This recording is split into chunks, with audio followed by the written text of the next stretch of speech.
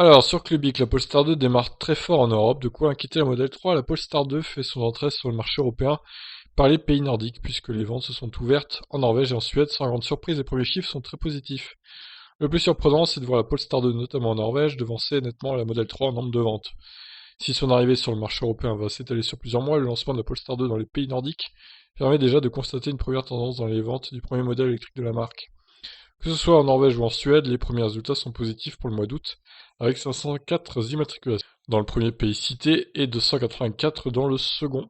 Donc Norvège 504 et 284 pour la Suède. La Polestar 2 se place ainsi comme une rivale de la Model 3 sur le marché. La marque du groupe Volvo et filiale du chinois Geely est ainsi clairement destinée à jouer le rôle d'outsider. L'objectif final serait évidemment de prendre la place de favorite dans les prochains mois face au modèle, le Monero de la marque d'Elon Musk. Le magazine Forbes a comparé les premiers chiffres dévoilés avec ceux des ventes de la Model 3. Face aux 504 exemplaires de la Polestar 2 écoulés en Norvège, l'américaine s'est vendue à 264 unités, tandis que 235 exemplaires ont trouvé preneur en Suède, soit 49 de moins que les Polestar 2. Il serait toutefois réducteur de considérer que la mission de Volvo est accomplie après un seul mois de commercialisation de son modèle, d'autant plus que les deux pays concernés se sont déjà très largement servis en Model 3. En outre, les ventes de Tesla étaient en hausse en Europe et dans le monde entier par rapport à 2019 avant l'arrivée de la pandémie du Covid. La crise sanitaire a en effet fortement ébranlé un marché sur lequel Polestar n'était pas encore présent.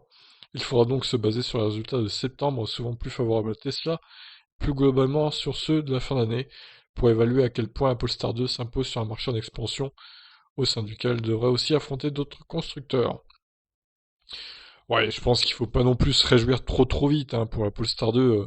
C'est que le début des livraisons, donc certes, apparemment il y a de bons chiffres au début, mais bon, face à la Model 3, la lutte sera dure, et c'est loin d'être gagné d'avance, hein, clairement.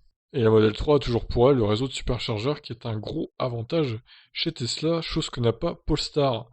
Donc à mon avis, Polestar 2, c'est pas près de concurrencer la Model 3 en termes de vente dans les prochains mois. Mais bon, on verra bien, hein, peut-être que je me trompe, mais moi je pense pas.